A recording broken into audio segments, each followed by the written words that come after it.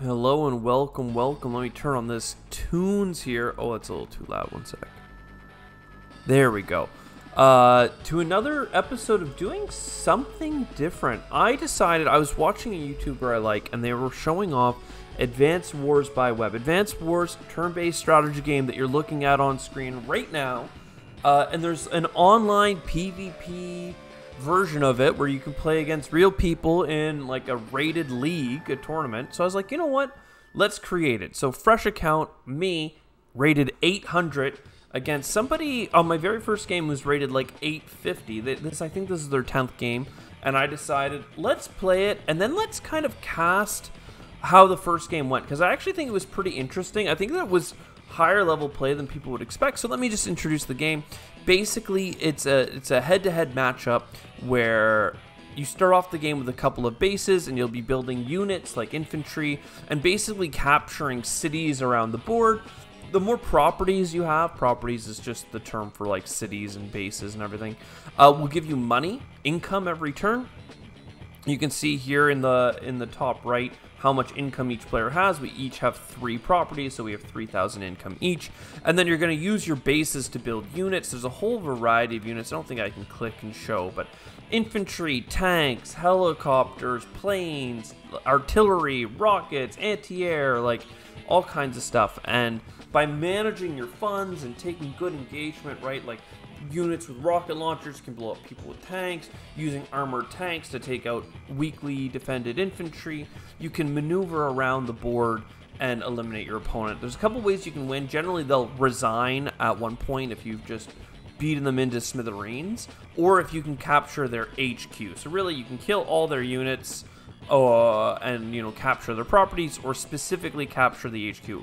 The purple one is us, so we're the purple, a cereal box in the top right, and our opponent's in the bottom left. And I'm just going to start clicking through. You're going to see very quickly how it works. So red here, as I click through, built a couple of units, and we're playing Fog of War. So not only are you playing this strategy turn-based game where you take a turn, your opponent takes a turn. It's also an information war where these units have a vision range of 2 around them. Other units can see further or less. So you're trying to manage what the opponent might have with no information of what's going on at their bases. So you can see us, we're player 2. So to negate the first player advantage, we start a half turn ahead in that we have 1 infantry already built for us, which is quite nice. And you can see I immediately start running down here because everything here are cities and comm towers. We'll talk about them in a second. But they're right here and here. There are 2 additional bases, and particularly this one is a ground base where you can build extra troops. And for me, even though I could start capturing this city right away with a movement of 3, 1, 2, 3, I'd rather spend a couple extra turns without this city, making less money. Every city gives you 1,000 income, and getting another base. Because for me, getting the base sooner means I'll get more units on the board. Right now I only have 1 unit against their 2, but I'm going to build 2 more, you can see. So for me, I'd rather have more bases than money because early on, you're looking to build infantry anyway, and we can afford them. So Red's turn, they decide they'd rather focus on getting properties early rather than going for the bases, so they'll have more money than me up front, but they can buy fewer, better units, whereas we'll be looking to just deploy more units, and in the long term, hopefully have more money because we'll be putting things out. But you can see I'm a turn behind on both these captures. I'm not like a turn ahead and a turn behind because I wanted to really focus on getting this base. And you can see we're kind of spreading out, and it's the start of the game. You're moving your units out, and they're going to begin to clash. It takes 2 turns to capture a base or a place. If you're at full health with an infantry, you have 10 health. If you get wounded, then you have to add up to 20. So if you had a 7 health infantry, it would take 7 turns. Or sorry, 3 turns. 7 plus 7, and then 6 more for the total of 20. And we're moving units out. You can see that both of us have deployed a recon. Now this is a thing. Infantry cost 1,000. A recon costs 4,000. It has much more movement. So if I click this, this is how far an infantry can walk. This is how far an infantry can see. This is how far a recon can drive. Very, very effective on roads.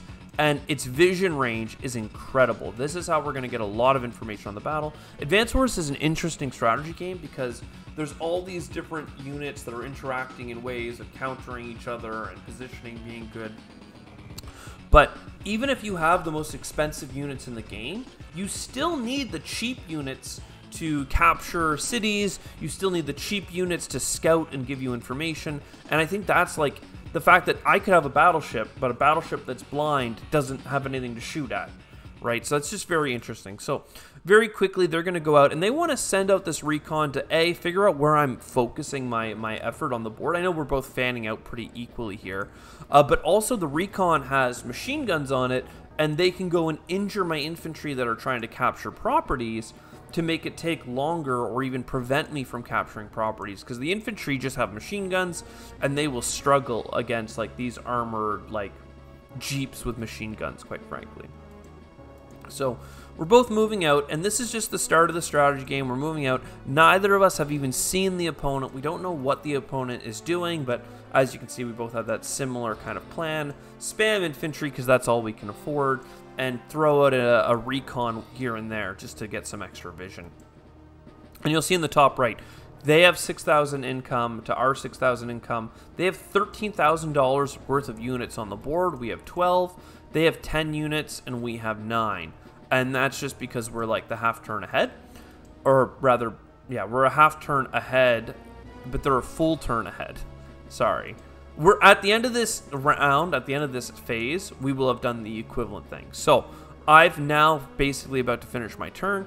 I'm up to 12 units, and that's because I have an extra base. They're still capturing that third location because they wanted these cities earlier. So we're a little bit ahead of them, and I actually built a tank here. So a tank has decent vision, but really it's heavily armored and really good at countering something like this recon, really good at disrupting infantry. Tanks are like the main battle tank of Advance Wars. Like, they are the absolute goat of a unit. Very cost effective, very good to get out. More tanks, more better. There are definitely way stronger units over the course of the game, but I promise that straight up, you know, tanks, that's just what they're called. Light tanks, basically, but whatever. They're like a mainstay. And you'll also notice, see this recon that they have out, how it has that big vision cone around it. Even if something's in vision, you can't see into the forest without being next to them. Meaning that if I had a unit here, they'd have to send a unit beside it to see into it, and then they could send another unit to attack, or they'd have to spend their next turn attacking. Because when you give an order to attack, you have to see what you're attacking, and you do a move attack command. If you just do a move and then you see them after, well, that unit's already moved for that turn, you can't attack. So it's pretty interesting. But again, we haven't seen each other, and now, I don't know it, but this recon that's hidden in the forest has spotted my infantry moving forward and starting that capture. So they know that I have some units over here on the far right flank. I've driven to the center because these two properties in the center are very special. Your units have this like a metric called firepower, like how strong they shoot other units. And these are comm towers. They're just a mechanic in the game. Instead of giving you money or the ability to repair units at these locations like you do at cities, you get a 10% boost to your firepower. So both of us have one kind of on our side of the field. I should get this one and he should get that one. But the longer we can prevent the opponent from getting it, the more we'll be at a firepower advantage. And if we can prevent them from getting it entirely or even capture it ourselves, it'll landslide. All of our units will be 20% more effective as opposed to us being both at a +10. So definitely some early points of contention, and for that reason, I ran forward for the capture because this these two locations here are called labs. I don't think that they give us anything in this scenario. They might give 10,000, like they might give income, but I'm not sure. I don't think that they do. I think that if there aren't HQs on the board, labs are an alternative win condition, but with HQs on the board, that's not a thing. So once again, we're moving out, we're fanning out, we're just infantry in every direction.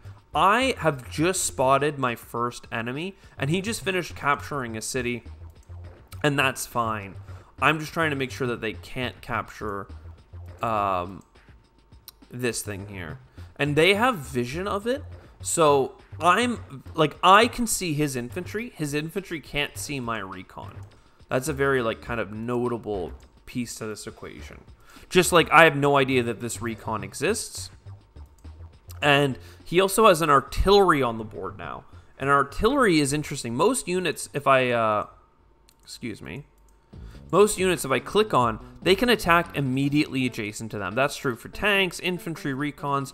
But artillery, they can't attack side by side, but they can shoot in the distance and damage units. So artillery are really nasty, especially if you hide them in a forest or on the backside of some mountains where it's difficult for them to get at. Because, like, an artillery, you can't shoot back, and it has high firepower. So if you're a group of recons sitting on a city, boom, artillery can dislodge you very quickly. So they're going for a little bit more indirect power, is what they're called, indirects, because they're not directly firing. And then a direct here, which is a tank. Whereas I only have the tank, and I've decided, you can see last turn, to get a second recon, because I'd rather have the information right now.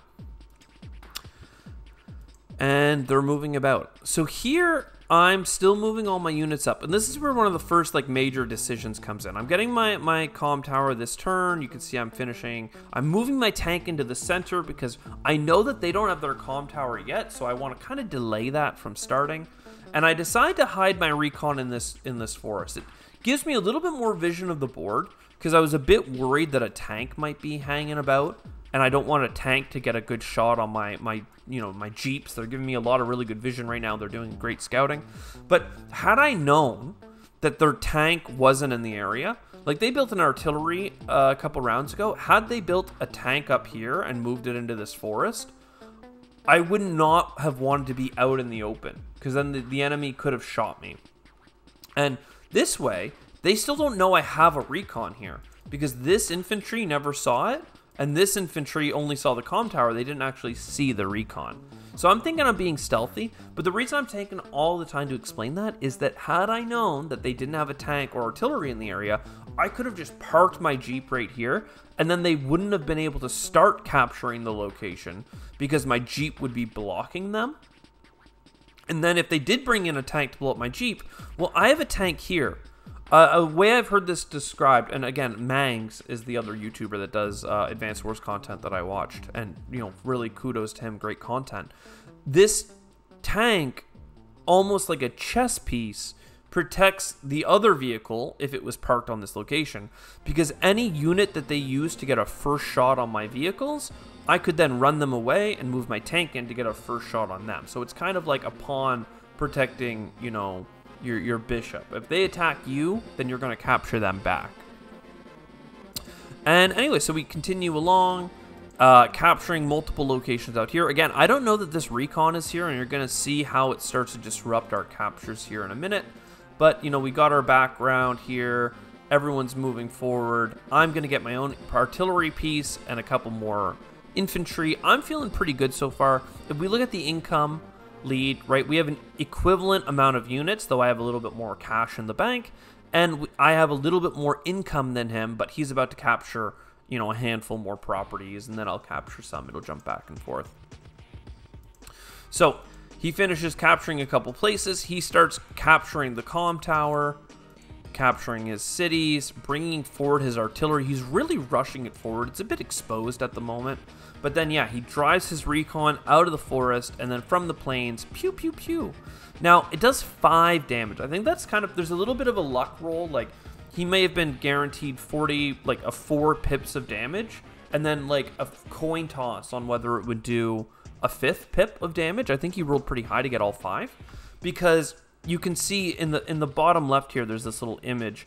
If I'm floating over like a river or a street, there's 0 stars, and those are defensive stars. But in the plains, you have 1 star of defense. In a forest, you have 2. In a city, you have 3. And on a mountain, you have 4. And then also HQs also give you 4. They're very easy to defend. So my guys in a city, I thought would be more safe than that, since they were at 3 stars of defense on a city. But whatever, they put me down to 5 health. That means that if I were to continue capturing the city, it has 10 remaining. You can see under that 3 stars, 10 capture points remaining. So it will take me 2 more turns to get up to that 20.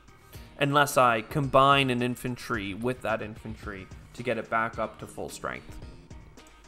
So they continue moving out, doing a decent job. They have vision of a couple different things. One thing that I think I was a little bit more particular about is moving my units onto mountains. When it gets back to my turn, I'll show you kind of what that does. But the enemy has decent vision right now. They're proceeding forward and capturing. We're about equal in terms of income. They're getting an early battle copter. This is really, really good at countering tanks because the tanks can only shoot at the helicopters with their machine guns, not their main turrets, so their firepower is a lot lower. And I don't really have a response to this battlecopter unless I get battlecopters of my own or specialized anti-air units. And this I thought was a little bit weird. This unit, they could have ran it across the river, which slowed it down, to this forest last turn and then been able to run it straight out. Instead, they went through the mountain and then across, which is slower, right? In the same amount of turns, they could be all the way at this, or rather, 1, 2, 3. They could all be all the way to this road. Instead, they're going to end their turn 2 sections back. And they're going to stop their movement on their base. So they can't build a new unit there. There's 1 unit per tile. They didn't have any money to do so in the top right because they built the expensive helicopter. But they could have saved up for a turn to afford the helicopter next round. I guess they were looking for some tempo. They want fewer high-value units, but I just think it's interesting that they could have had this unit a little bit closer to the front, maybe more relevant, faster, and still had the opportunity to build there. But anyways, back to our turn. And by the way, they're playing as a commander. I haven't mentioned this yet, but commanders have some day-to-day abilities, and then they have powers that charge up as the battle happens. We'll talk about exactly what the powers are when those become relevant, but just know that there's no day-to-day ability that's occurring outside of Andy's power. Andy is Hopeful Dawn's character, whereas I'm playing as Rachel. I think Rachel's a little bit stronger, but you'll see how Andy counters her power in a couple of ways later. And I do have a day-to-day, which is that when my units are damaged, so this unit here, if they're on a city, they would normally heal 2 pips per day, so it would go from 5 to 7, and then if I waited another turn, it would go up to 9.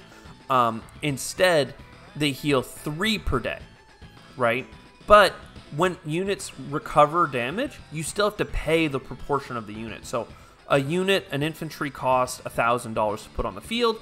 Healing it for 2 pips would cost $200. Instead, I get to heal it for 3, but I still have to pay the $300. But anyways, you can see how a unit on a mountain, I was talking earlier about vision, right?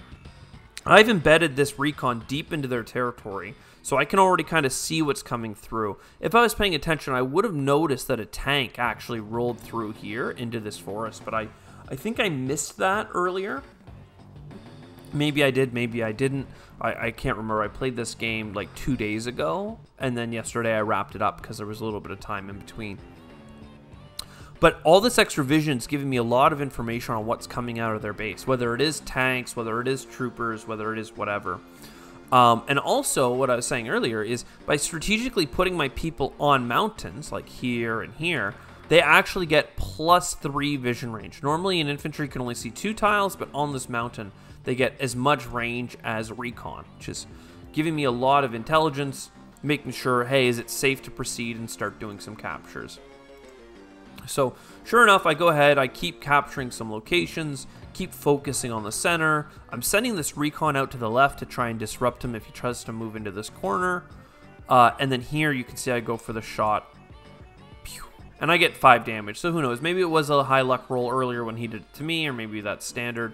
But I also roll in my tank because I'm so fortunate. When I move forward with my recon to set this cap, I get to see that he now has an artillery down here without protection and exposed. So I'm like, holy damn. I was going to use this tank to finish this infantry off, but that's way less important than coming down here and preventing this artillery that would punish me dearly for going in that spot. Instead, I can move into its zone of cannot attack and hit it real hard. Now, an artillery's worth like $6,000, and I did over 2/3 damage, so that's $4,000 worth of damage, when really we're making 11,000 or 12,000 per turn. You can see he has a unit like finance advantage on me of about 10,000 right now. And at the end of my turn, I'm going to be ahead of him by a little bit, especially after the damage I'm dealing. Also, while we're playing the game in Fog of War, these are all question marks. We have no idea what the opponent's unit count or value is because it's not open information. And I also have no idea what's in the Fog of War here. I have no idea that he's already gotten a helicopter, right? He could have spent his funds in so many ways. So I move down here and I take a bad engagement. I shoot at the enemy recon with my troopers, and I take more damage than the recon does. I think it's a fair trade in terms of value because the recon's worth 4,000 and my infantry's only worth 1,000. So I make money in terms of financials, but it's weakening my front line. But the reason I did it was so that if he did attack this unit that's capturing, hopefully it would be left with a single health left and wouldn't be completely wiped out, so I get to maintain capture progress and not have to restart from scratch. So, and then I'm moving in some infantry, and I'll combine them and capture this property next turn if they don't attack me. And again, I'm just going, you know, for good measure, I'm just trying to capture everything that's in my zone, moving forward. And I actually bought my own helicopter at this point. And also bringing forward a piece of artillery. So we had pretty similar ideas of unit composition here. Neither of us went like, oh, I'm going to go tanks, tanks, tanks. We were both going, okay, I'll get some helicopters, a little bit of artillery, a little bit of tanks, mostly infantry. And you can see here, like, I have an infantry unit here. And instead of running directly at this city, I go, well, you know what I'm going to do? Instead of coming into the center, I'm going to take some time going south and end up in this little forest here. And nobody saw me go in here, and now I can quietly spy and scout out if enemies start coming through this area. You know, if this artillery decides to run to the east, or if infantry come north, I might be able to jump out and kind of ambush them. So Andy's turn, you can see now it's 40,000 to 46,000. I have more units on the field, but he has more higher value units. And that's good for Andy with his power about repairing. We'll talk about that later, but basically he gets more out of high value units than I do. So he moves his unit up onto the mountain, gets a little bit more vision, decides, I don't really want to take on all of this infantry. I've gotten the intelligence I need. I'm going to save my Jeep in case there's a tank or a helicopter coming to kill me. Moving its troops into the bottom right corner, trying to capture. They run away from my tank with our artillery to try and repair it on a city. I think this is fair. You never want to run your artillery or any of your units way back to repair, but this is generally on the front line. And if I misstep with this artillery here, I could stand in this artillery's bombardment range, right? Like, it's not protecting the city, which could be a little bit better, but it's still able to repair 2 per turn. So this artillery will be relevant again in the future. At cost, but it will be. And then they use that opportunity of moving the artillery back to slide a tank in. And the way that battles work in Advanced Wars is that the attacker shoots and deals damage to the defender, you know, minus the defensive advantage of where they're standing. And then the defender, with the survivors of the initial attack, shoot back.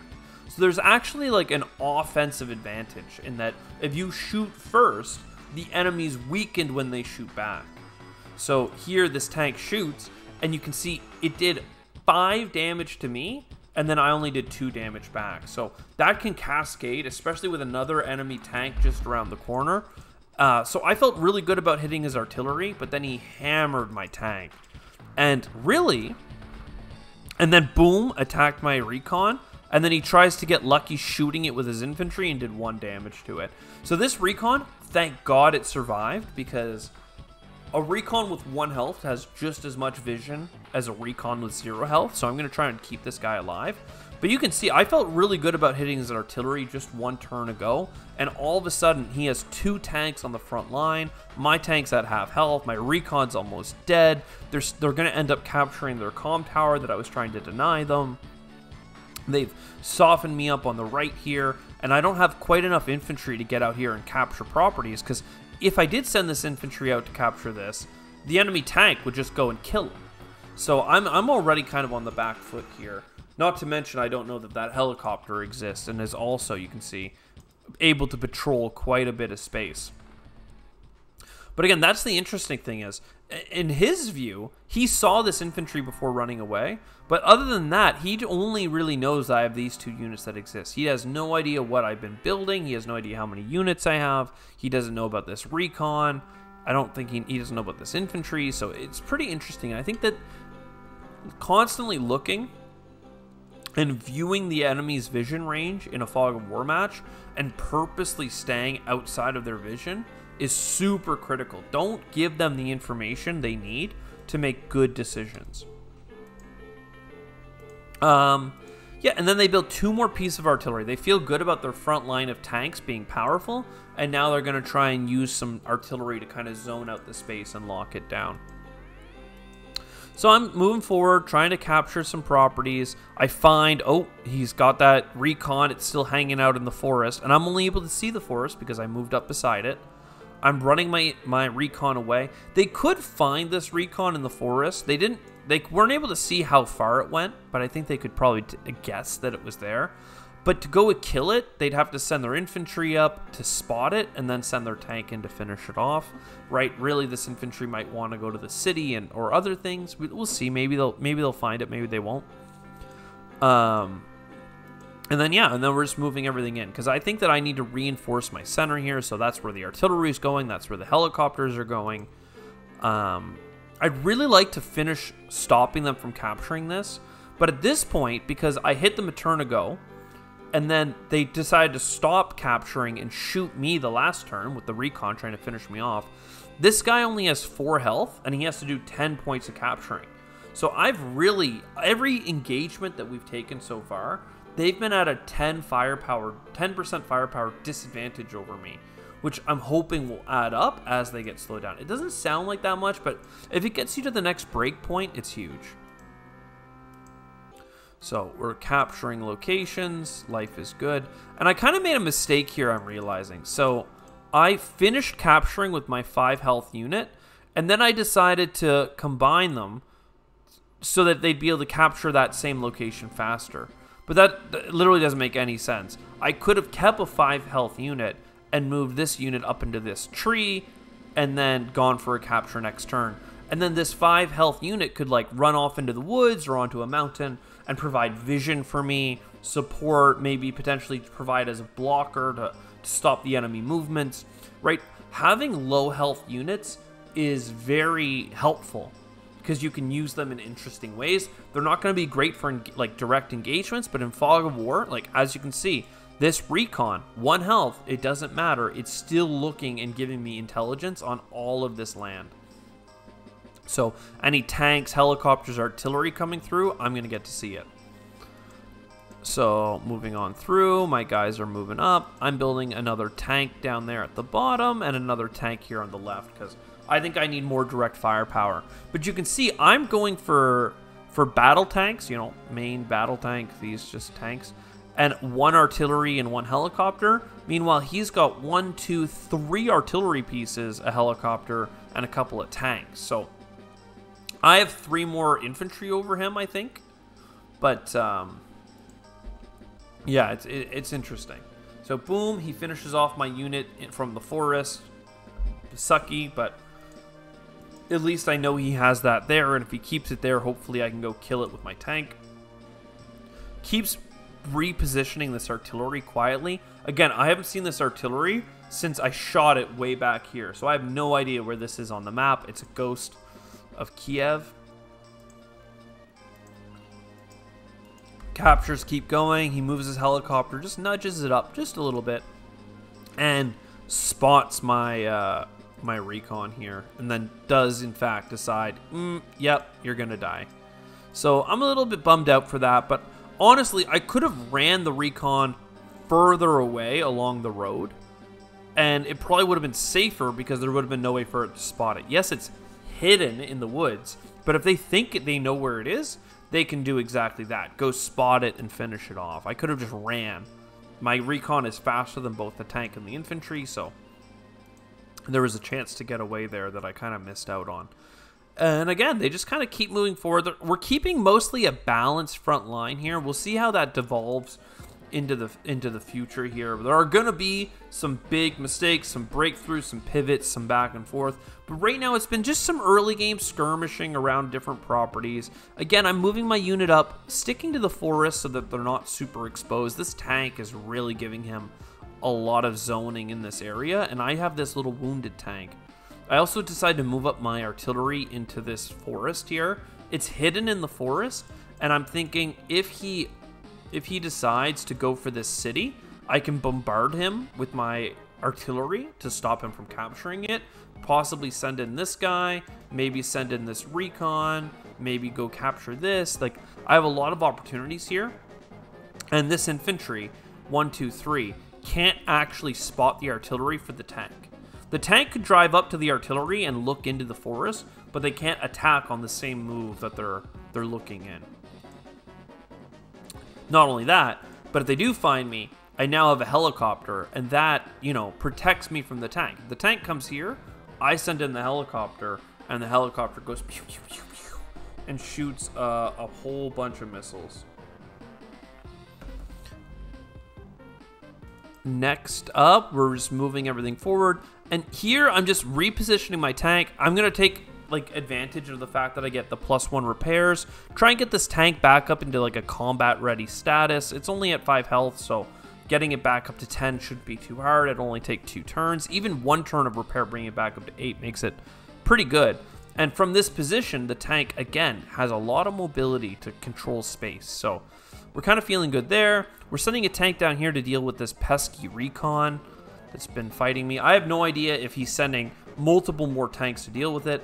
I do see now, I didn't know at the time, he built an anti-aircraft in advance of seeing my battlecopter. He has no idea that I have an air force or not, but he's assuming that I have some aircraft, and he's built this anti-aircraft weapon that specializes in killing infantry and aircraft. So he's being a little bit more proactive than I am in this case. But I'm jumping down here and trying to capture this city and maintain control of this mountain, because this mountain really protects this city a lot more, this city mountain combo here. And owning the mountain gives me a ton of vision down here in this bottom corner. And you can see all throughout this game, like, I own both little forests in the center here because I'm trying to maintain as much vision as possible over the map. And I decide, you know, going for this city might be a little bit too risky. I'm going to go for the city along the road here. I know he has a recon in the area, but, and this is something I messed up in my mind, I thought I could drive this tank onto this city if I removed the person from the city. And that's not true. Literally, it tells you where you can drive, and whether or not there's a person there doesn't matter. But I just remember misreading that and thinking, oh, if they attack this guy, I'll leave and then put my tank on the city and shoot them. But yep, I get another battlecopter. I'm deciding, you know, Air Force seems like it's a good idea right now. I know they have a lot of tanks, or at least I have no idea how much artillery they've built at this point. I've only really seen tanks, so I know it's going to be important to counter those tanks. And a good way of countering them is to lure them into a trap with some artillery. So we're still pretty balanced. You know, they've got an extra anti-air over me and an extra artillery, and I actually have an extra tank over them because I've overcorrected in that way. But I think that the tanks are good, so don't get me wrong. Yep, so he decides to try to keep capture, and he actually combines a unit on top to make sure I can't prevent him. So even if I attack him, unless I get this unit down to a single health, he's going to get his comm tower next turn. I did a good job of preventing him from getting it early. So all these little attacks, he's not getting any firepower increase. But, you know, he's still doing damage. Look at this battlecopter taking out 4 health from this recon, even though it's on like an empty property that provides 3 defense. Though I gotta say, like, it probably could have done more damage. So I'm happy that that's what I got away with. That whole time I thought I was having a standoff with this infantry. He could see me from the mountain, and I could see him from that location. But as long as I had that recon, they wouldn't be able to capture these cities without me harassing them. But then they sent in a battlecopter to go pew, pew, pew, with a couple of rockets and blow me up. So sad. And you can see he's kind of lining up, climbing back down off the mountain so that next turn he's ready to kind of run at the city. And everything's moving forward. He's got really good vision. He doesn't have the control over the center that I kind of have with like these extra infantry along the way, but he's jumping forward here and he's jumping forward there. So I'd say on the flanks he's winning, whereas in the center I'm ahead of him in captures. Like he should have this city and he should already have this comm tower compared to me, but that's fine. And he's rolling forward, and let's see, he's gonna disrupt that cap as I expected him to. I thought this tank could get to that, but I know that it can't. And let's see, he's moving these forces down here to try and continue winning this flank. And is he gonna move this artillery this turn, or is he gonna keep repairing it? He's building battle copters and infantry, hiding his tank in the woods, and yeah, he wants to keep repairing this artillery as he slowly repositions it. And I have no idea where he has artillery, right? Like this artillery, for instance, is covering all the way up to the city that he's capturing. Well done. Battle lines have been drawn. It's just a straight line through the center here. So I decided to run away, and this is when I realized, oh, no, my tank can't go blow up his stuff. And that's fine. They had a tank and a bunch of artillery in the area anyway, so whatever. I decided to run away from this helicopter and gain as much information as I can. I don't think this recon's going to survive. And looking at the battle game after the fact, I had no idea he had an artillery right here that could blow it up, let alone the tanks in the area. But I interrupt his cap, so it's going to take him an extra turn to get this city under control. I've got my battle copter all lined up, and I'm capturing cities. I'm keeping my artillery here. I think I'm going to nudge it forward, but we'll see if that's this turn. Trying to maintain my control down here. I'm a little bit worried because I know that he's disrupting my captures here, and he's ahead on captures down here. So his income is actually one behind me because of my captures in the center. But if he keeps winning the flanks, he's going to start beating me in income. And I want to make more money than him. So helicopters are coming out. Tanks are coming forward. Pretty standard stuff. I'm deciding that I have enough down here in infantry and one supporting tank. The center seems pretty dangerous right now. I've been pretty punished every time I went there so far. So let's reorganize my troops and go hard push into this top left corner and see if I can get some captures up here to offset the fact that he's getting the bottom right. I know that's the plan. I'm getting some anti-aircraft. I just saw a battle copter, so I know that I'm going to need something specialized to take that out. Tanks are all moving forward. And this is already like a nice little Doom squad here. Couple of tanks, lots of infantry. I know I misclicked. I meant for this infantry to go one tile less, so that this tank could end its turn on the city and get another round of repair, but that's fine. And you can see I'm buying more recons because I know I'm going to lose one, and I think it's important to keep the vision up. I really want to know what the enemy's doing and then have enough assets held back behind the line of fog so that I can jump forward and capitalize. So finally, he gets his thing. He attacks me from an unknown location. There's nowhere else around here unless he has the next tier of artillery. They're called rockets. So I'm pretty sure that he has an artillery in this forest now. And I'm thinking, okay, well, he's pretty much with that locked down this area, which is tricky. And if we look at the overall income stuff, we're basically tied in the high 70,000s. But he has another 20,000 that he's going to put down this turn. So, you know, yikes. Meanwhile, helicopter taking out my infantry. I was actually pretty happy when he did this because just outside of his vision range, he doesn't know I have it, I have my own helicopter ready to go. And helicopters are actually good at fighting one another. So the fact that his is here out in the open and exposed means that I can jump at him with my helicopter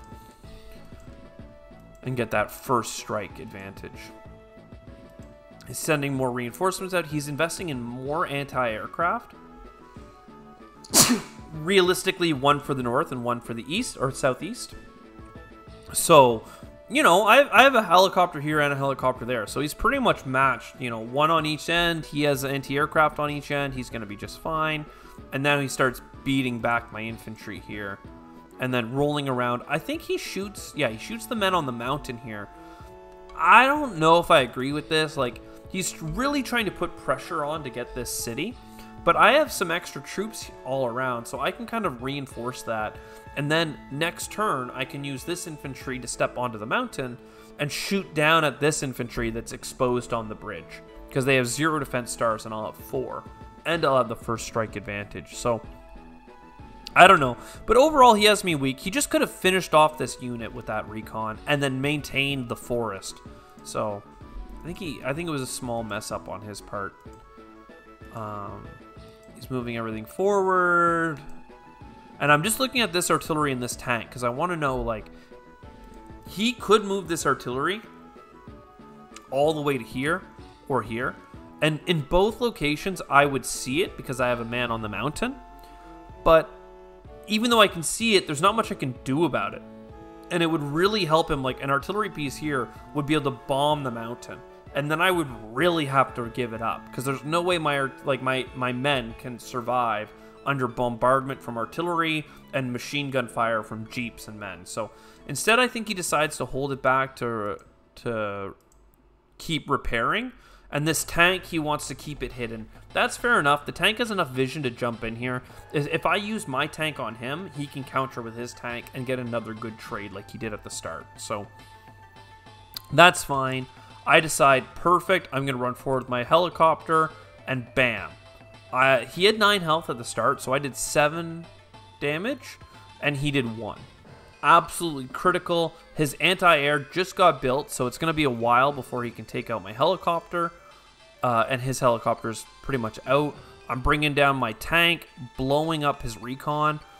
He doesn't have a mountain down here, so his vision is pretty much just this. He has 2 men here that can see 2 tiles now with that recon dead. So he'll have no idea if I send down this helicopter or any of that stuff. And I spent some time running back. So like this tank, for instance, can only see 1, 2, 3 tiles. So he has no idea that I have a man in this forest.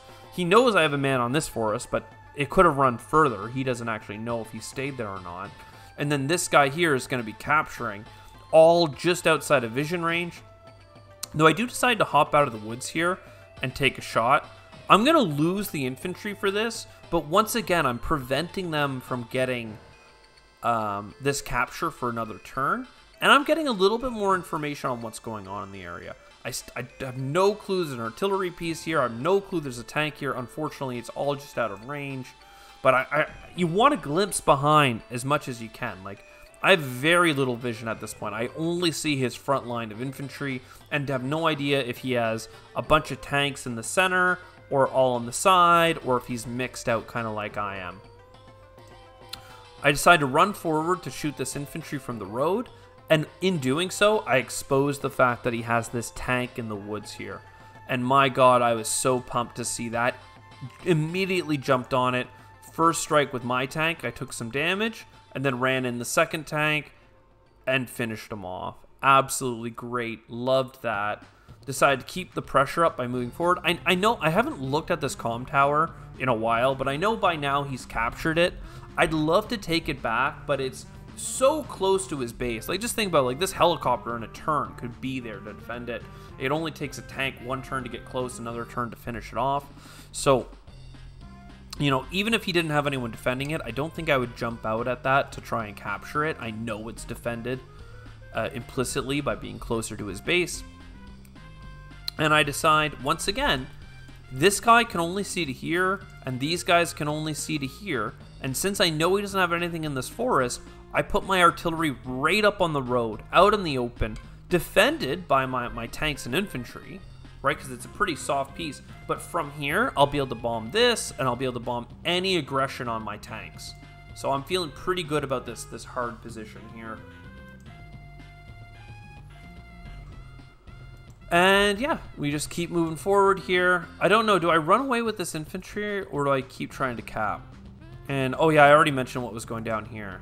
So I move my unit up onto the mountain, and I get a very favorable shot. He goes down to 2 health, and the counter shot doesn't do anything. Meanwhile, I'm slipping through on the side, and I'm going to try and get some property. He's still behind me by 1 capture, so we've been doing a good job with little actions like this and this to delay their captures, and feeling pretty good about this, where we're like kind of getting ahead. Again, No idea that his artillery's here. I think it punished me a little bit earlier. I don't know if it stayed, but it's just waiting there. And this guy exposed on a road with no protection. I'm not feeling so good, Tony Stark. But that's fine. Even though I have this battlecopter on its last legs, I figure it's still a good area to have my anti-aircraft in. I'm really putting the pedal down on this top left front while trying to keep just enough trickle of infantry coming in down here to keep things good. And you'll notice that I actually also got a transport copter to try and speed up the rate at which my infantry are getting to the front line. And yeah, I decide this man will die if I keep trying to capture this city. I may as well move back, take a forest, hide for a minute, potentially get on this mountain for some vision if I need it, and just have more flexibility on my next turn. So, sure enough, and you can even see, like, from their perspective, it's not being shown correctly. They know I have this tank, and that I have this infantry and a couple of things over here. But they have no idea the depth of infantry over here. They have no idea about this aircraft. They have no idea about the artillery. They have no idea this is here, right? Like, and then they move forward, and then they have the vision. And once again, they get the alpha strike on my tank. And I'm like, oh my god, down to 4 health, only doing 2 health back. That's not good, man. I'm up to 90,000, but after he purchases units and damages mine, I'll be back down. So, yikes. I'm trying to capture this city. Once again, boom, interrupted as well. My guy that came out there to stop them, dead as well. And he didn't use his artillery, so I still don't know that he has artillery in the area. And now he sneaks his artillery in. I think I saw it with this infantry, but still, what do I do about it, right? I know I can't go for this city or it'll get bombed out. So I'm going to run for the city in the corner. And it's like the fact that I have that information on where his artillery is so good. But now at this point, this guy has 3 anti-aircraft guns. And I mean, yes, I have a transport copter, but I only have 2 battle copters. So, you know. And then, boom, there comes the strike from the artillery, absolutely demolishing me. They shoot, the graphics here are a little bit bonkers, but they interrupt my capture here. I do have a unit here. You can see it in the bottom left. He has 6 health. It's just a weird graphical glitch. And yeah, so big standoff here between our armies. Don't know what's going to happen exactly. The bottom right is where they have some superiority. I have a light superiority here. The center, there aren't that many properties left in it to really contest. You know, 1 on each end and then these comm towers. But they're so easy to reinforce and defend that both of us are kind of focusing on these flanks. Still quite a few uncaptured properties that we're focusing on. And it's back to me for turn 13, the back half.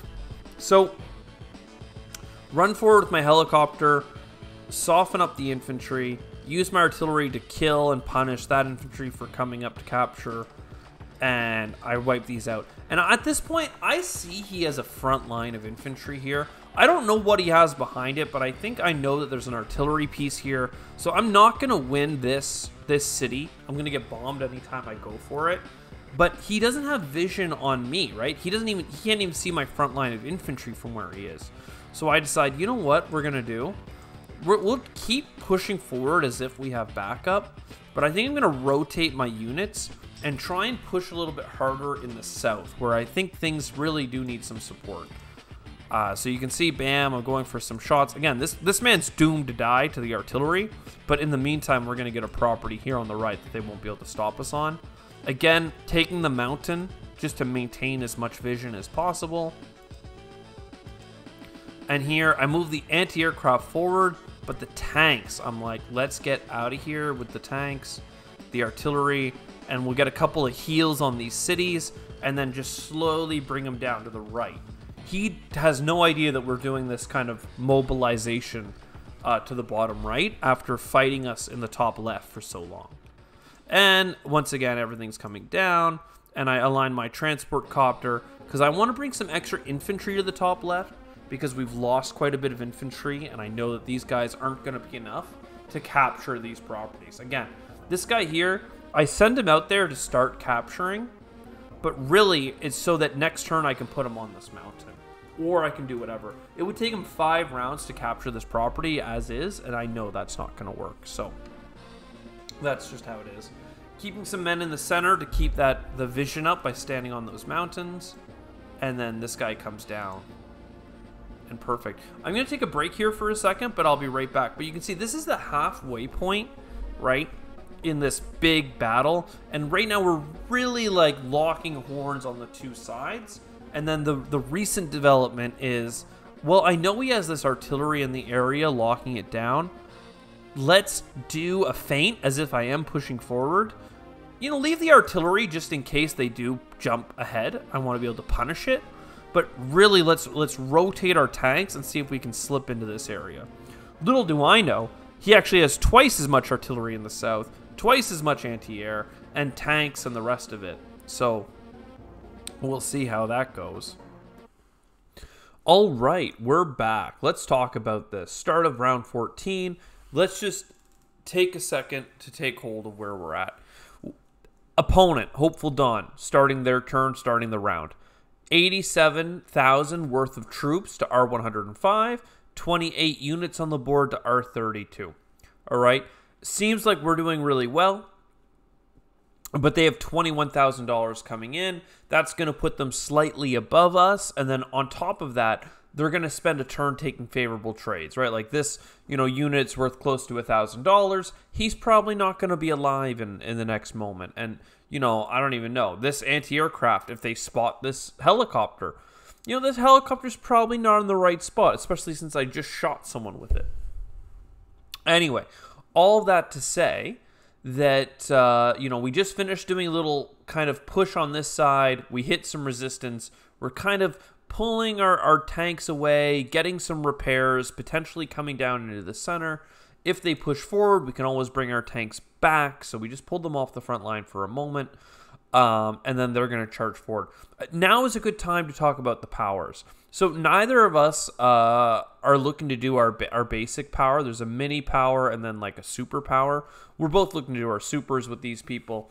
Hyper repair and hyper upgrade. So hyper upgrade is Andy, the character that they're playing. Their super upgrade. And what they do is when they use this ability, every unit that they have in the entire game gets healed for 5 HP, 5, that they don't have to pay for.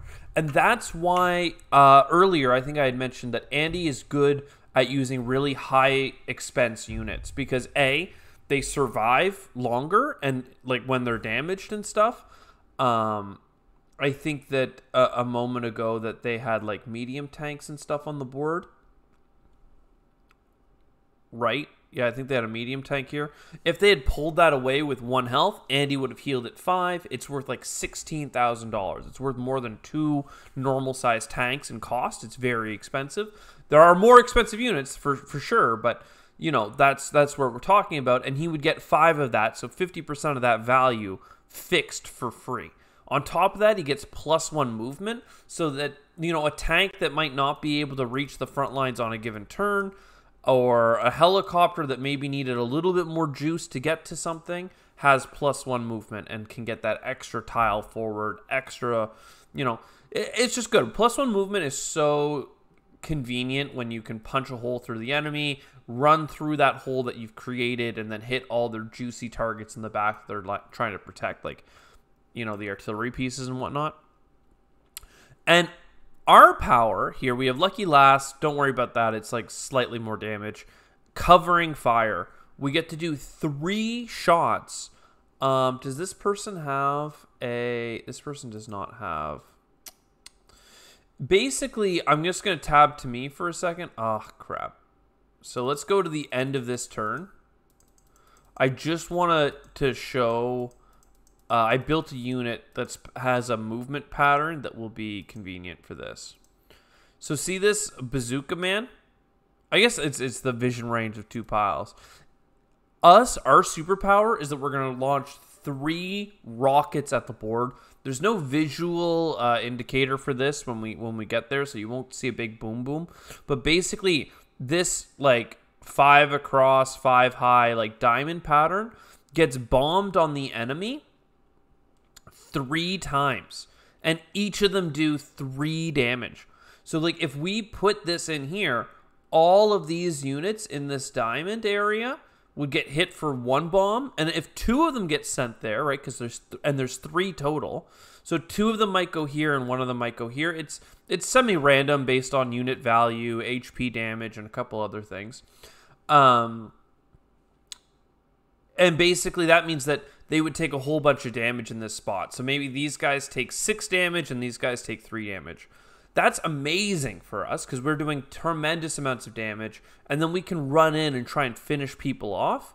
The problem is anybody that we don't finish off, like if we do 6 damage over here, Andy uses his ability and heals 5 health to everyone, so that undoes what the rockets just did. But there's a moment of time between when we pop it and when we use it that we're in a really good spot, whereas Andy might prefer to attack forward, take a little bit of damage, heal the people that are taking damage, give a speed boost to the remainder of his army, and come through and execute the rest of the plan. So without further ado, let's get back to where we were, which was the start of turn 14. And let's talk about what Andy's doing here. He's looking to capture some spots, running forward. Oh, and you know what? I had earlier, I was playing themes, the Advanced Wars theme songs. There we go. Green Earth theme, let's go. I don't know how the YouTube copyright system will like this. They might hate it, but whatever. We're just enjoying the theme songs for them. So let's keep rolling here. So people are moving forward. Moves up their anti-aircraft gun, blowing up another one of our helicopters. Again, that's 9,000 in value, so we're coming down pretty quick with this attack. They use their spotting to take out some infantry. They pile on some artillery behind it. They feel pretty confident about holding this location. And I think they're sending this helicopter back. Normal ground units can heal their damage on cities. Again, you have to pay for it. But helicopters need to go back to airports to get refueled so they can come back into action. They get refueled, rearmed with ammo, and they'll heal 2 per turn. So that's their northern offensive, and then in the center, they finish capturing some locations, and then they start shooting back. Now, did they just block? Like, in my opinion, they could have used that spot to use an anti-aircraft on us, but I guess they're happy here having their own, you know, battlecopter taking out our battlecopter. Great trades either way. I just think that this, had they sent it up, it would have been a clean kill. It would have been at risk of taking shots from my tanks, so that's probably why they opted in to use their helicopters, because my tanks really can't really deal with those helicopters very easily. And yeah, an anti-aircraft gun down here can mop up any infantry that this artillery may have missed. So pretty good overall. They've absolutely blown me away, and it's starting to look like they've really captured the southeastern location while making meaningful pushes on a side that I had just pulled away from. Again, they're coming back. They decide they want to heal up here. They think that there's a little bit of downtime. And let's see what happens. So it's my turn, and immediately I pop the super. And you can see, I can't actually see what the bombs did. But look at these guys here, right? See how they both have 4 health and these guys have 2 or 1 or whatever? If I turn back, you can see they were at full health a second ago, and this stuff was at full health. And by hitting next turn, this helicopter, presumably this artillery, this infantry, all of this took damage in here. And then this whole section in here also took a bunch of damage. Did this infantryman get hit as well? No. So it did do the diamond that I described earlier. So perfect. So now we have an opportunity to push through. Notice our artillery is lined up for them in that city. So boom. I instantly finish that off. And then anti-aircraft gun. These are really good at taking out infantry. They're like 50 cal machine guns. But if the soft artillery is next door, then absolutely. we finish that off. And really, our goal right now is to finish off units so that he can't do his ability next turn and get a bunch of free repairs. So we're attacking over here. Absolutely one shot. One small bonus of using your power, whether you use the small one or the big one, is you get a 10% defensive boost and a 10% power, like firepower boost. So very good. We're using that. We're spotting enemies over here as best we can. We'll see what we do with this too, because again, even a 2 health infantry comes back up to 7 with +1 movement. So actually, it might just be his vehicles that get +1 movement. We'll check here in a second. Helicopters coming forward. This bazooka, you know, it's got the firepower of a tank basically, but it's an infantry, so it can still take a lot of damage. You really need to get the first strike with the bazookas, the mechs, to make them worth it. So I'm not sure how valuable they are on such a big map, but deciding to transport them over and maybe follow our artillery around. So if ever something jumps on our artillery, we have them guarding it. We think we deployed one earlier, I think, that got picked off. Over here, we're moving our helicopters around. We're taking a shot. We took just as much damage as they did, but we're really looking to try and wipe them out as much as we can. And then we come in here. Again, no idea that this artillery piece is here because it's in the woods. We might just know because it shot at us earlier, but we don't actually know. Were we on turn 14? One second. All right, we're back. For some reason, I thought I had skipped a turn or something like that, but absolutely not the case. Let me just fix the audio again. And we're going to move through faster. I think that there was a lot of explaining to do early, so let's just move on here. Moving some units around, big counterattack, taking out these units in the top left, and I decide, you know what? That was enough for me to feel like we've moved forward. I don't know this tank's here, but generally I see a lot of weakened infantry. I feel like we've got this place under control. We've got our gun, like a machine gun here. We've got an artillery piece in the zone.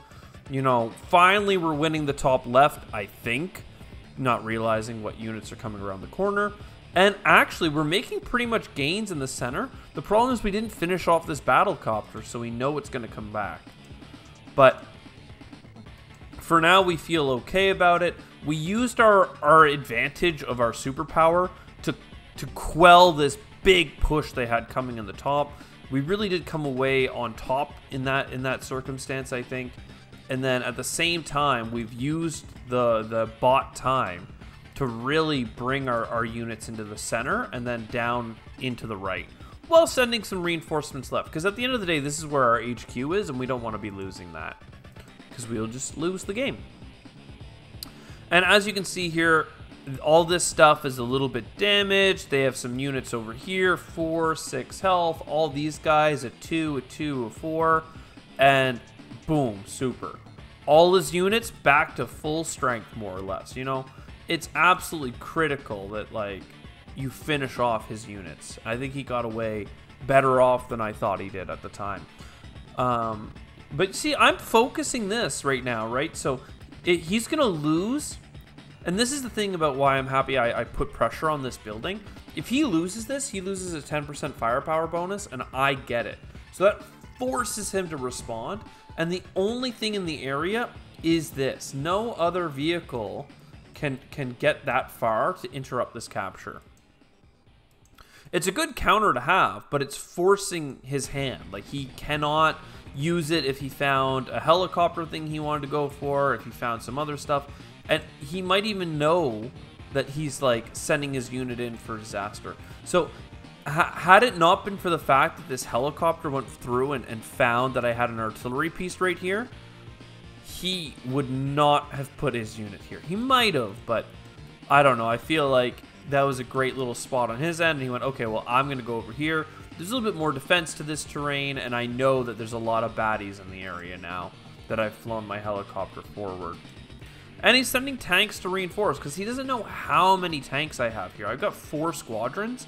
I don't think this one will heal, but that's still quite a bit. Plus, I have this one ahead, which is providing that crucial vision. So here he comes, slamming through. smashes my anti-aircraft gun again. I think I've just finished recovering that one earlier. He takes a shot at it with his infantry. Big no-no, man. Anti-air is not gonna work out for you like that. And he pushes along, uses his anti-aircraft down here, and moves up into this forest. So now he's not content just having these properties down here. He's gonna push forward. So good for him. And pushing forward. And the end of his turn, once again, now he is over 100,000, 106 with 5k in the bank. Like, he's absolutely crushing it right now. And he still has the superpower going, so he still has that ongoing bonus. And he's got a unit lead and a money lead, and it's time for me to turn things around. Hopefully. So we're going in, we're trying to take out his anti-aircraft guns. Very good. We're capturing this even harder. What could possibly go wrong? Coming down here, blowing up his anti-aircraft gun. He sent a unit to try and get this property. Well, I snuck up behind him and shanked him. Units coming in left and right. And little pew-pews going on. Couple, skirmishes in the top, wrestling for control, and then basically we're bringing our infantry forward here. And yeah, and then also, even these 1 health units, just using them as barricades to prevent the enemy from really coming forward here and trying to finish off units. So my 1 finished off their 1 infantry. But yeah, so you can see this mech basically just going to try and use it to stop this tank from getting in on my artillery, because if it does, I'll have some really cost-effective units, cost less than half the cost of a tank. They're still weak, but we could potentially ward something off. So feeling okay here. And then yeah, just a whole bunch of infantry, and I decide to save up. So this medium tank, yeah, I got a little confused earlier. It's worth $16,000, more than twice the tanks, but my god, it will absolutely wreck tanks. So once again, we are in trouble, and they send in some things, and I was pretty close to capturing this property, but once again, they sent in a bunch of units, they spotted my tanks, and let's look at the power of this medium tank. Rolling up, and boom, 1 shot. Takes out an entire squadron of tanks, not even damaged. So pretty nasty there.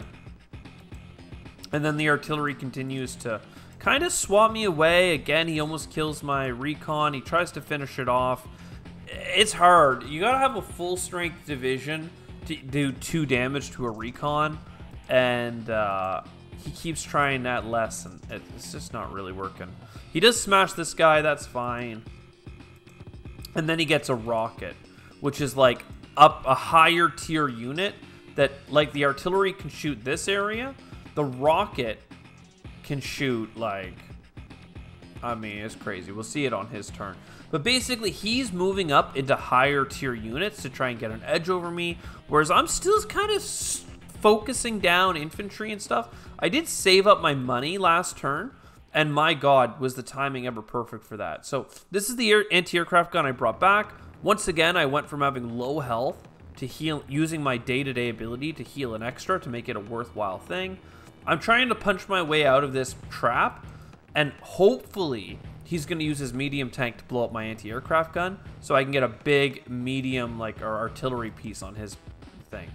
I come forward to blow up his artillery, and you can see he put his artillery in a position, if you look at where it can shoot, where it can't shoot in 1 tile beside it. So from this position, I'm able to blow up this artillery, but also this artillery can't shoot me either, and now I know it's there.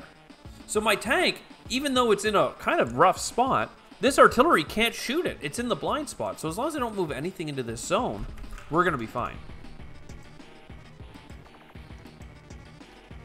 Again, we're finishing things off. I know he can kill this tank if he wants to, so I'm not worried about putting another tank nearby. Again, I'm hoping he's going to go for my anti-air. I'm moving my rocket launcher dude into place. And trying to mop up where I can, getting some good shots on his tanks. Again, I'm using quantity. And again, this 1 health unit is able to finish something off and provide a little bit of air, like, support. This man cannot bomb it because it's an air unit. You can't use artillery on air units because reasons. Oh, for frig's sakes. This, I accidentally just tabbed back to the start of the turn. I'm just going to click through it very quickly here. Oh, this was his turn. Crap. So this is my turn. Pew, pew, pew, pew, pew. And the one thing that I missed and was trying to show was I was going to shoot this infantry with my infantry, but then I moved my guy too far away, so I didn't know where he was anymore. Had I just moved up one tile, then I could have moved this guy in to shoot. Instead, he can take the first shot on me again if he likes. But we're moving in helicopters, and I decide he's got this medium tank. I need a response. Let's get a bomber. This thing costs 22,000, but it is like a air-to-ground specialist, big deal plane. And we're moving through. And I'm going to try speeding up here. So enemy brings its air into area, and because he brought his planes or his helicopters forward, I know he's going to take out my anti-aircraft immediately. So we're feeling good there. Again, they're finishing off my tanks in ways that make me go, holy crud, what is going on? And he moves his rocket up. And just look at the coverage here. I have no idea this exists behind the mountain. It's very protected. I'd have to know it was there to know to attack it, right? No idea. So, actually, I think in this particular circumstance, I do know it's here, but I have no idea if there's a trap lying in either of these woods, right? So, he's moving all his stuff around, and I'm really looking down the barrel of this medium tank, going, what am I going to do? I need to get this bomber here yesterday. So, start redoing some captures, air-to-air combat. I get that shot. Look at that. The medium tank, half health because it got, you know, triggered by a piece of artillery. Love it. And that's enough, once again, to get my big ability off. So, boom. You can see down here's where most of the rockets hit. A bunch of infantry and stuff. Unfortunately, I don't really have the playmaking potential down here, because I need to make sure that he doesn't heal like this battlecopter. So I shoot that down instead. I chase down some infantry. I'm just trying to finish off as many units as I can, knowing that he's going to heal. I shouldn't even have bothered shooting at this guy because, again, he's going to heal. He doesn't have it quite charged up yet, but you know it won't be a problem. And little pew-pew. Clearing out some units. Still trying to capture some properties. He is ahead of me on income right now. It's a slight advantage, but it's still an advantage. Sending reinforcements all over the place. Using this helicopter as much as I can. Get those units to the front line. And I decide, let's get a medium tank of our own. We need some big guns for this. Oh my god, one second. Another thing came up. Alright. We're back finally. Jeez, it's been so difficult the last couple days to get everything sorted. But basically, here we are back at this. We just finished a big turn. We pushed with our super, and this is where I want to show. Look at all of these wounded units that we created with our superpower that we weren't able to capitalize on. I had no idea he had this much infantry down here. We did damage some of this stuff, which he had to pay to repair because it was stationed on cities and stuff, but still, just the fact that we did damage to this bad boy and like, oh my god. So anyways, he doesn't have a superpower yet, but by taking a couple early engagements, because he knows where my people are and he just spotted my tank, he's able to power up his super and use it. And you'll see already everything's full health, all these people 999, and momentum's back in their hands. And that's what I think, like, was a long match, but there was so much back and forth that really kind of blew me away in a way that I thought was interesting. I know it's not like huge swings, like we're fighting over the same kind of territories, but constantly one of us is in the lead and then the other. I still lead overall in unit value based on last turn, but after this turn's attacks, my value will probably come back down. And just like that, he has something in this forest now. So had I tried to do that tank slipped, I would have bumped into this accidentally and gotten demolished. And there you go, blowing up my freaking small tanks, but they get out of range of my artillery. But it's time to show off what this expensive bomber can do. He came just barely into range, which is like a massive deal. And in one strike, boom, down to 1 health. Absolutely incredible. And I've learned my lesson. Let's not let them get away with any health at this point. All of that would be bad. Taking out their battle copter, rolling our tanks forward. We're even shooting at the helicopter with our infantry. We took 1 damage back, but I think the trade was worth it, right? We did 1 damage to both units, but their unit cost 9 times more than mine, so fine by me. And everything continues forward, basically. I then push a little deeper into the center. At this point, I'm really unsure. I'm like, I was going to rotate down here. I did. We had a big battle engagement, and then that medium tank came in, and we're kind of just jumping back and forth. So I decide another helicopter here while I have air dominance. They blow up my eyes. So now I'm not sure what's going on in his back line as much. And once again, a lot of pressure in the bottom right. And he's securing the areas up here and battling me back out. So I'm like, oh my god. He's beating me in income. I don't actually know because you can't see it, but I can feel it by the fact that he has these. Despite me having a little bit more, I think I have this property and about to get this property and kind of tie it up. So again, I have a little bit more in the center, he has a little bit more on the side. He runs away from my helicopter, doesn't want to let me have the chance to attack him. And actually, you may have noticed that last turn I had the chance to attack his helicopter. Or his rockets, a very, very expensive artillery unit. And I screwed it up.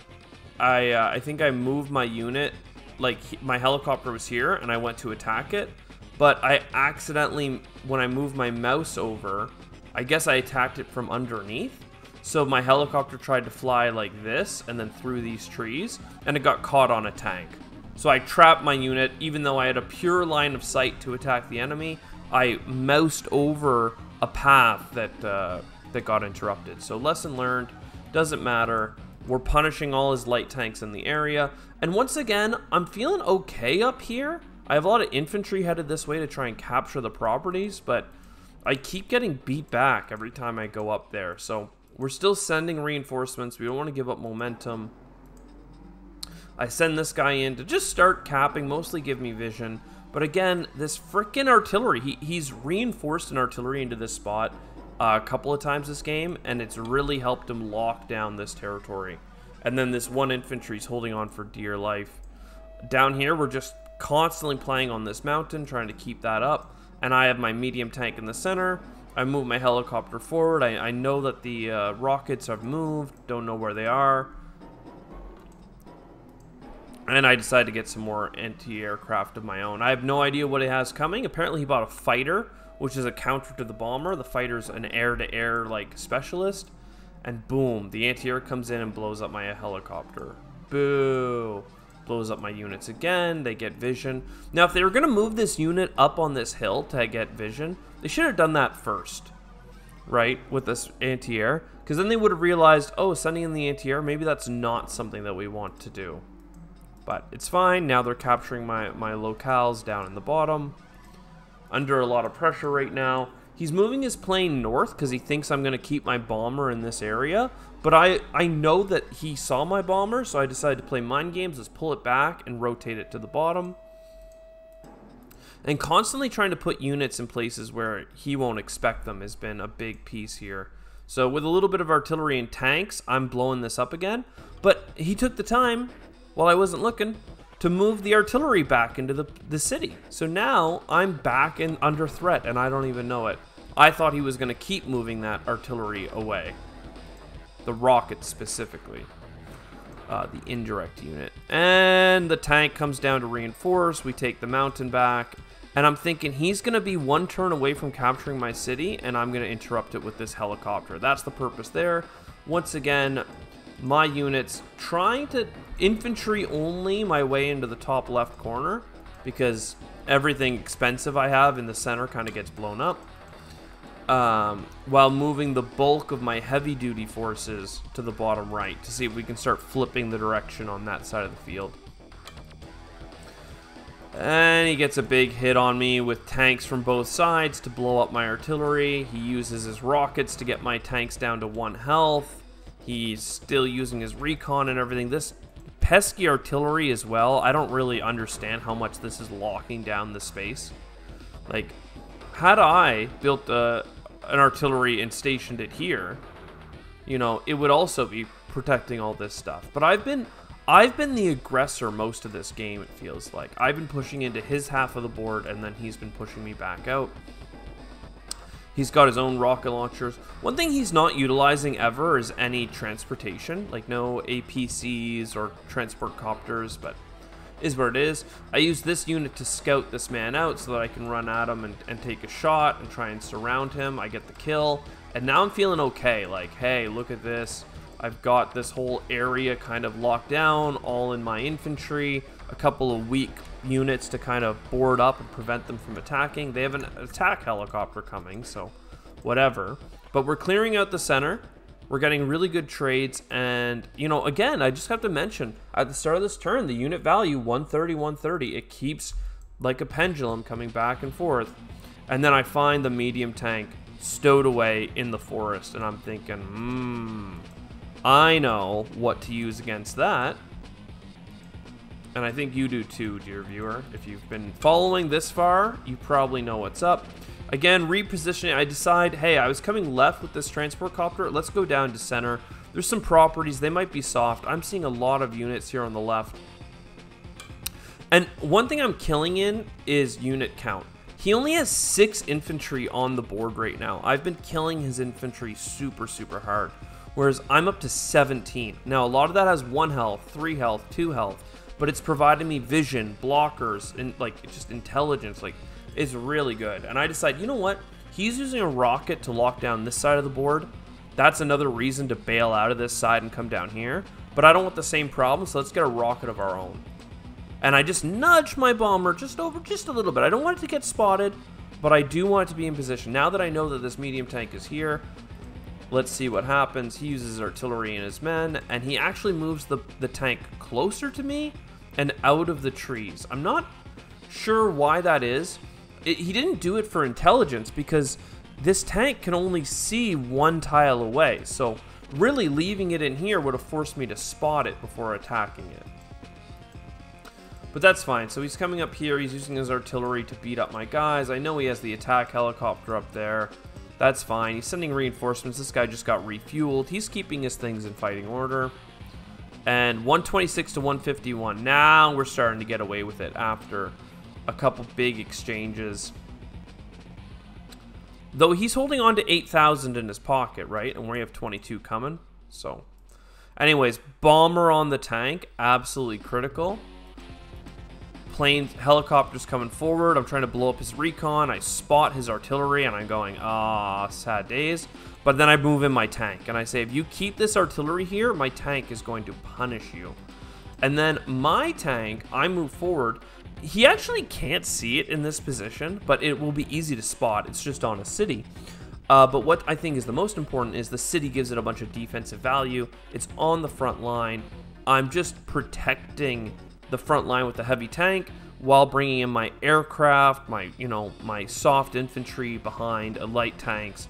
And let's see what I do with the central forces here. You can see our artillery is actually running low on ammunition at this point because it's been huffing it. But we start doing some captures. I put this guy out here just so that he's protected if there's some spotting happens. I don't know what I want to have happen here, because I have this anti-aircraft, and I'm thinking, okay, if they attack my man, I'll shoot him down. If he attacks here, I can reposition, and I want to take out this helicopter really badly, but I don't have a good way of baiting it out. And then once again, helicopters go back, and I continue to push things down. Now I'm putting units on their cities, which means they actually get vision on my units, but I get the defensive bonus. So he knows I have a medium tank here. He knows I have a tank here. He has no idea that I brought most of my army down with me. And up on the top now, we're down to just infantry and a little anti-aircraft. We're close to having our powers here. He decides to move forward with his tank thing so that he can get his anti-aircraft gunner on my bomber. And that's horrific damage. We took out 2 medium tanks with the bomber, so it was a fair trade. Absolutely, but it sucks to lose them. I didn't realize he had a fighter as well. He should have had the fighter covering his important units. So his most valuable units are this rocket and the medium tanks that I killed. So since his medium tank was over here, he should have known my bomber would be coming for it and sent his fighter to protect it against the bomber. You know, it's just that simple. So again, he gets his artillery off in the bottom right. He decides to come out and at me. We have equal money coming in, so it's all about the trades. You know, who can get the more value out of the attacks. I take the mountain and take a pot shot for funsies. Make sure we're safe, and then boom. Let's look at before and after. I just got my power. I wanted to see what was up, and I actually can't see much. I didn't realize at this point he built a unit called a stealth, like a stealth bomber. Super broken. Literally, there's only 1 or 2 units that are banned from like every game. This unit is the second one that's normally banned. Apparently it wasn't banned in this league match. I don't know. I didn't even know it was playable. But he found money for it. It's the most expensive unit in the game that isn't a naval unit, I think. But anyways, I do my power, and I see a little bit of damage come down here. But most of it must have came down in the center, right? It must have actually been centered, I don't even know, on this stealth even? I'm not sure at all. But presumably in this pocket here with these 2 helicopters, the artillery and the fighter. But I have no idea. I just know that, oh, the bombs didn't go off near the front line, so he probably has a lot of units in reserve. But we keep going, trying to capture locations. We got a couple things. He moved his tank up and damaged my anti-aircraft and blocked it. So I couldn't take out that aircraft, but I'm thinking, let's go back, use our day-to-day ability to repair it quickly, have more units on the front line in fighting order, and try and limit his vision. Little wall of infantry here. Again, with a battlecopter, an artillery, and a tank, he can win the top side, absolutely. But that's not what it's about right now. I've got my eyes on the prize. We're going to end this game by conquering his HQ, is what I'm thinking. And I'm sending a couple of reinforcements just to make sure we don't lose our own. And the onslaught begins. We spot a tank, we kill it. We spot the light tank on the road, we kill it. He has an anti-aircraft gun that he sent out for killing my bomber. We kill it, right? And just think about that, right? Our bomber functionally killed 2 units worth $16,000, the 2 medium tanks, and because he sent anti-aircraft to kill it, and then we got to kill the anti-aircraft. The anti-aircraft's worth like 8 itself, right? So 16, that's 32, plus 8, that's 40,000. That means that a unit that cost us 22,000 means that we ended up getting 40,000 from him. Twice as much back, you know, absolutely critical. Again, we used our Rachel power though, and we're not finishing off the units that we've damaged. So I'm not sure that we're actually doing a great job against Andy, because he can do hyper repair and get the majority, if not all of that damage back. But that's fine. At this point, I'm thinking, man, we've got so many units concentrated around his HQ. It's time to go. We've damaged some units, but again, he has his hyper repair, so it won't really matter. Everything's back up to full. And he rockets my freaking medium tank. Poor me. Starts delaying me and preventing me from capturing locations. Blowing up my infantry all over the top western front. Fighter comes in. I'm like, oh god. And then here's the stealth, but I can't see it because this can only see 1 tile away. And immediately he puts stealth on it. So now it's like it's in a tree. You can only see it if you're directly adjacent to it. And you can't shoot it with anything that isn't a fighter of your own or another stealth.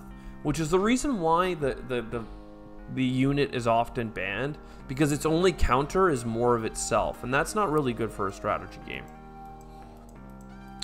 But sure enough, despite that, we still have a huge value advantage over him.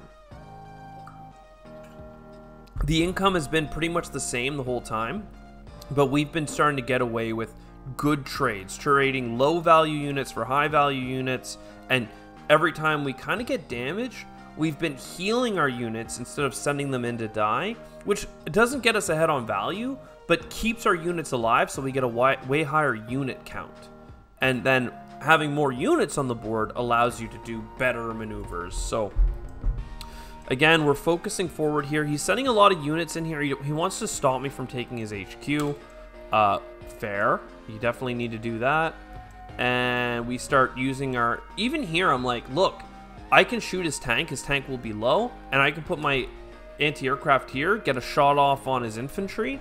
And because it's on a city, I can heal, right? And I know that this, you know, helicopter can take me out. Probably shouldn't have done it. But I was thinking, it forces him to be aggressive. I'm not sure he wants to be. And it gives me an opportunity to kill some things. And am I not going to bring this forward? Yeah, exactly. I'm hoping that he'll send his tank at it, and then I can finish his tank off with the artillery.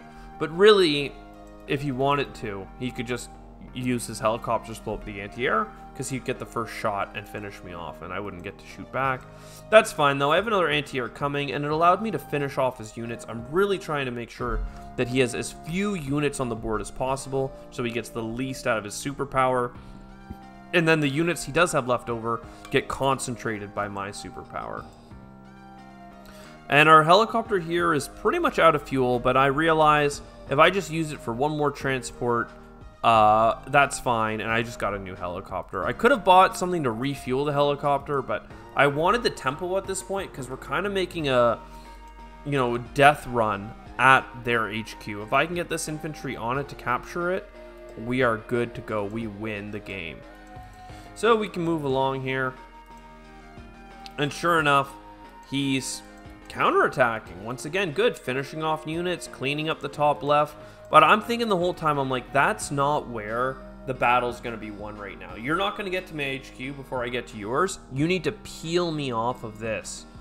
And sure enough, he's moving in. And that's when the stealth comes out. And I'm like, I literally haven't built a fighter all game or a stealth. I have no way of dealing with this until it runs out of fuel. Absolutely awful. And he just decides to push forward. And I'm like, what do I do? And realistically, I'm like, well, I can still go for the capture. I just need to use all of my units like a human shield. And, you know, I'll try and kill his units wherever I can so that he has the least amount of flexibility possible. You know, moving everything down. I spend a lot of time looking at, like, vision ranges and stuff. I've even got the rockets, the artillery. So many juicy targets for this stealth to shoot and make its money worth. But he has to disrupt the capture. And the stealth is the only unit he has on the board that can do it. And by putting my units in this formation, I'm thinking I can do it. I can stop the stealth from getting through. And then I make a critical error. And that is, with this last battlecopter, I think, how is this guy going to get around? He literally can't even get through this way. But I'm thinking, I should have just been looking at this. I'm like, he can't get through here unless this unit kills that unit. But there's not much I can do about it. We're going to have to hope. And then with this final battlecopter, I move it above him so that he'll have an even harder time going this way. If I had put the battlecopter to the left, he would have had no way to get through because he would have had to shoot down or destroy some of these units to get through. But with the current configuration, he's able to move forward, take some shots, kill my unit, and boom. I think that this is actually still being captured. You can see on the far left that the graphic over here says that it still has 10 on it. And now see, he has 4 health left. And I'm kind of kicking myself because this unit, I just finished capturing this city. I should have not captured this city and been next door to reinforce that infantry that just got hurt. And then I could keep the capture going, you know, get my 4 progress this turn, and then be back at 10 health, and his bomber would be forced to continuously attack me. And he's also making gains in that top left area, but this anti-aircraft has healed at this point, so let's go. So we keep pushing. And I'm thinking the biggest other way for him to stop us is if he gets this rocket, or look, he built another one to cover the HQ, and he can just bomb it, bomb it, bomb it. So we need to shove into his base, and at this point, he's bleeding value. He's still at over 100,000, but it's definitely kind of on a downward spiral right now, and mine is maintaining that 150 value. I'm also starting to capture his properties, so instead of being 22-22, it's now 24-18, and we're pushing in. And we're making a wall of tanks. It's okay if he gets a good trade on me with his medium tank. I can punish him with all my helicopters. I can punish him with my artillery and my rockets, and if he doesn't stop me from capturing the base, the game is over. And I get my fighter, and I'm like, if that frickin' stealth doesn't die, I'm gonna lose it. Keep moving my things around, trying to just keep a holding pattern. Again, it's important that he doesn't capture my HQ, like weasel his way out and then capture my HQ. And sure enough, he comes forward with his units, kills another round.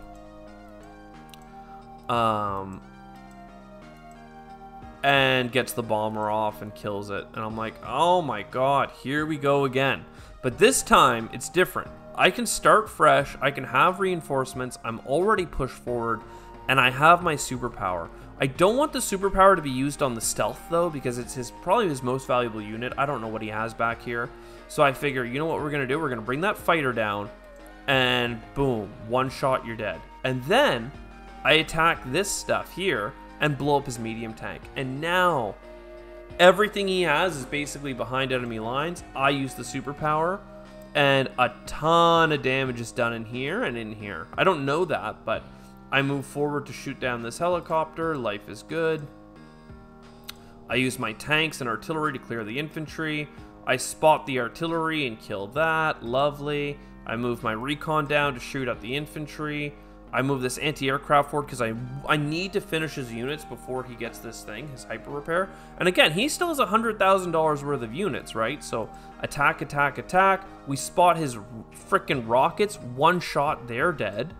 And you can see where this is going. We're just going and mopping up. I move the recon up. We spot his new rockets. I'm like, oh my god, they're dead as well. And then insult to injury here. I'm moving everything forward. I'm capturing his base. I'm shooting at his infantry. But I park a 1 health helicopter on his base. So for him to build new units, he would have to kill that. And you might have realized at this point, all he has left, a couple of infantry, a recon, and an APC. His unit value was at 100,000. 100,000, right? 98,800. And if we just get through my turn, his unit value went down from basically 100,000 to, 8,700. He lost 90% of his units in one turn. One fell swoop. 90% of his value of units deleted off the board. He can use his superpower to repair, gets him up to 12, and then he does what he probably should have done a minute ago and resigned. Absolutely wild game. When he brought the stealth back in, I knew I was in a good position pushing on his base and capturing his properties. But with if he didn't move the stealth to the right side of the HQ, if he just left it where it was, I had no way of dealing with it. He could have just keep pew, pew, pew, and yeah, I put him in a desperate position where he had to make bad choices, and we went from this back and forth, even unit value, slightly trending in our way, to all-out assault on his HQ, all of our units rushing his base, and he just had no real response to that, other than to send everything he had, all his super valuable units in. But where we won this was in the number of units we have on the board that were still alive. Even if he deployed 3 more units, right, he's back up to 10, right? It's all about having unit count, and for almost the whole game, he was in the 20s and I was in the 30s. I had like a 10 unit lead over him. Even if they were just wounded, infantry scouting around, it was all about making decisions based on where I knew his units were and where I felt. And sometimes I made mistakes. Like I thought he had abandoned this location with his artillery. He did for 1 turn and then brought it back, and then I got punished. But otherwise, great time. I hope you enjoyed. I'll see you next time. Ciao for now. Oh, and on top of the ciao for now, I should mention, this is my first game. This was his 10th game, my first game. I don't know where I should be placed in the league, but, my rating went from 800 to 830. Absolutely lovely. I have a whole bunch of other games going on right now on the side. Really excited to see what happens. Again, it was just my first time, so if people like this kind of content, I can maybe stream more interesting games that come across. This is definitely a long one, 20-something turns, 28 days of battle. But I thought it was interesting enough. I thought there were some good uses of power. I think there were some demonstrable mistakes that were made. But overall, I think it was a good game. I think that we showed that we were in a good spot. We saw mistakes that they were doing that we were not doing. We made some mistakes the other way, but ours were more nitpicks, whereas theirs were the big boo-boos. So I hope you enjoyed. I'll see you next time. Ciao for now.